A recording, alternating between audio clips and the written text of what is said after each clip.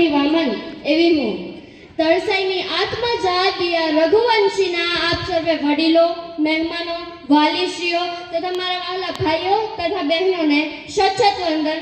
જય શ્રી કૃષ્ણ.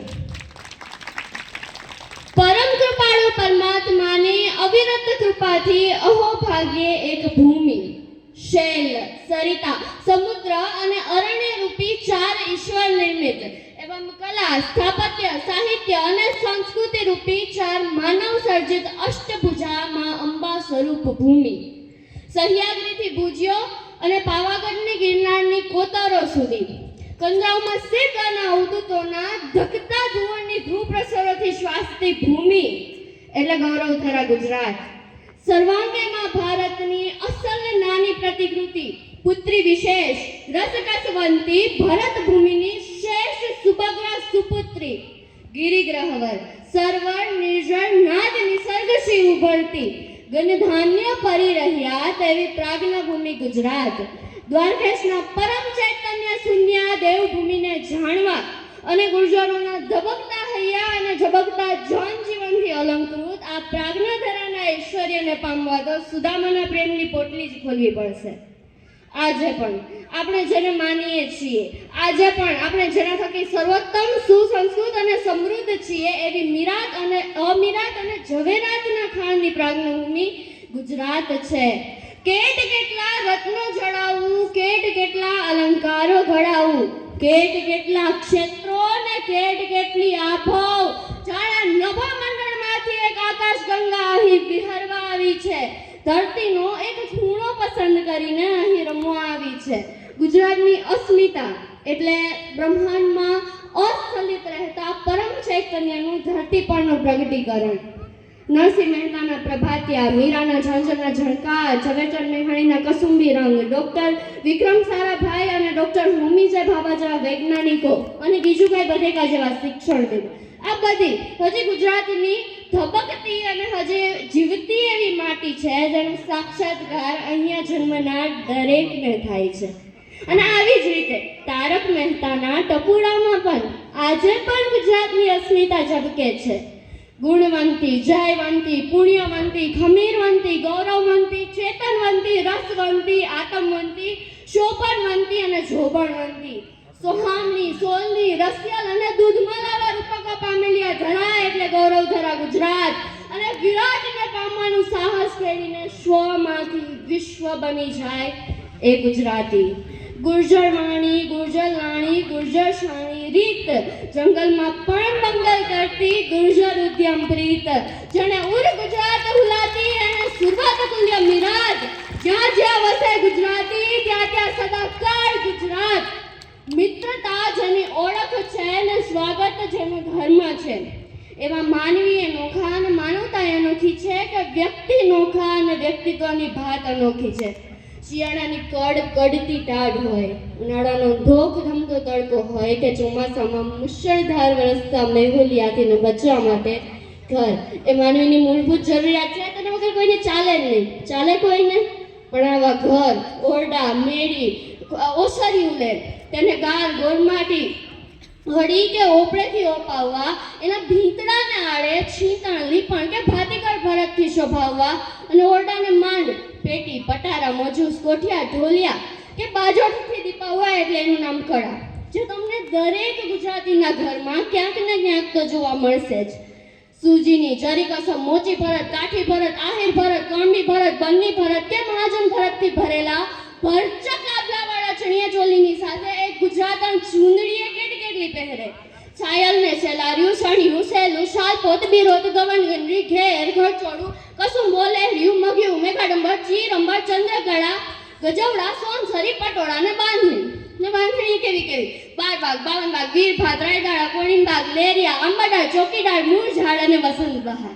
અને સાથે સાથે ગુજરાતી પહેરે મર્દાનગીની સાચી ઓળખ કરાવતી અમદાવાદી, ખંભાતી, સુરતી, મોરબીની ચણોતરી કે હાલારી પાઘડી, વડોદરાની બાબાશાહી, જામનગરની જામશાહી, બારાડીની પાટલિયાળી, ઓખાની આટવાળી, બરડાની ખૂંપાવાળી, બાબિયોની બત્તી, સિપાહીઓનો સાપો, ગોરવટલાની ગુરખાની અને ભરવાડની ભોજપરા રંગોની પાઘડી.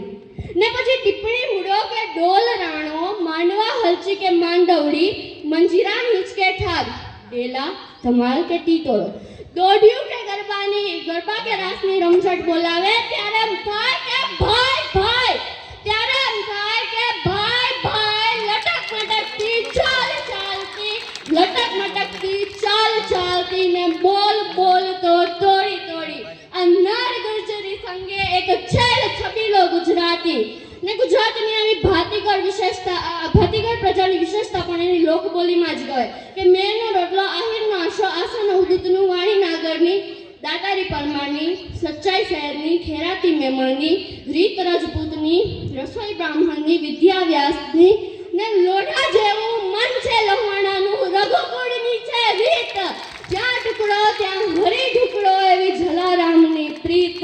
આવા નરપુંગાઓ, આધ્યાત્મિકો, વિદ્યા વ્યાસંગીઓ, સંશોધન અને નવસર્જન, કલા કસમને કોમીએ એક સાથે એક જ ધરા પર હોઈએ અને વસુંધરા પર જન્મ મળે. ખરેખર સદભાગ્ય એને જ કહેવાય. અનુપમ શોભિત ગુણિયાલ ઉજ્જવલ ઉર્વિસાર ગુજરાત, આ તો ભારતના ગૌરવનો નમણો નમસ્કાર છે ગુજરાત. પ્રભાસ પાટણમાં સોમનાથ, દ્વારિકામાં આપણા સૌનો કાળિયો ઠાકોર, ડાકોરમાં રણછોડરાય, આરાસુરમાં અંબિકા, કચ્છમાં આશાપુરામાં, ઊંઝામાં ઉમિયામાં અને ચોટીલામાં ચામુંડામાં જેના હૈયાના હાર છે, મંદિરો જેના શિરનો તાજ છે, સંતો જેના હૈયાની ધડકન છે, સ્થાપત્યો જેના અલંકારો છે, કર્કવૃત્ત જેનો કમરબંધ છે ને એશિયાઈ સિંહ જેનું આસન છે, જે ગરબાની રઢિયાળી રાત અને અનંત વિકાસનું લુત અને પ્રભાત છે, એવી માં ભારતની અતલ નાની પ્રતિકૃતિ પુત્રી વિશેષ ગુજરાત છે. ખંડ ખમીર અને ખુમારી જેના રક્તમાં છે અને વેપાર વાણિજ્ય અને વિકાસ જેનો ઉદ્દેશ્ય છે, એવા બંગા, બહાદુર અને બળવાન ગુજરાતી છે. હે વિશ્વ, તારે હસ્તદુલન કરવું છે તો આવ. ભારતનો, હિન્દુસ્તાનનો જમણો હાથ ગુજરાત છે. આજે હું જેટલા ગર્વથી અહીંયા ઊભી છું એટલી જ લાગણીશીલ પણ છું. તમને બધાને ખબર છે એમ છેલ્લા ઘણા સમયથી આ મંચ અને આ માઇક મારો પર્યાય બની ગયા છે, પણ આજે આ સ્ટેજ ઉપર મારી આ છેલ્લી સ્પીચ છે અને આ ક્ષણે હું મારા હૃદયના દરેક ધબકારે મારા શિક્ષકો અને શાળાના સ્ટાફનો આભાર માનું છું કે જેમણે મને માત્ર અક્ષર જ્ઞાન જ નથી આપ્યું, સત્ય અસત્યનો ફરક શીખવાડ્યો છે, સાચું શું છે ખોટું શું છે સાચો માર્ગ બતાવ્યો છે અને સાથે સાથે આ મંચ પર ઊભા રહીને દિયા રઘુવંશી તરીકે બોલવાની હિંમત આપી છે.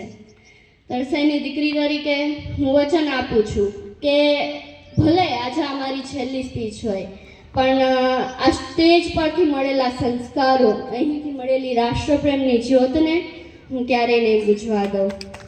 અને જતાં જતાં એટલું જ કહીશ કે યાદોના ભાથામાં આટલા સમયની સફર સજાવીને જાઉં છું, યાદોના ભાથામાં આટલા સમયની સફર સજાવીને જાઉં છું. ગુરુજનો અને ગ્રામજનોના આશીર્વાદ લઈને હું એક નવું આકાશ આંબવા જાઉં છું. ગુરુજનો અને ગ્રામજનોના આશીર્વાદ લઈને હું એક નવું આકાશ આંબવા જાઉં છું. અને ફરીથી મારા શિક્ષકોને અને ગ્રામજનોને મારા ખૂબ ખૂબ ધન્યવાદ કે જેમણે મને છેલ્લા 3 વર્ષથી ઘણો સપોર્ટ બતાવ્યો છે અને દરેક વસ્તુમાં મને સપોર્ટ કર્યો છે. જય જય ગરવી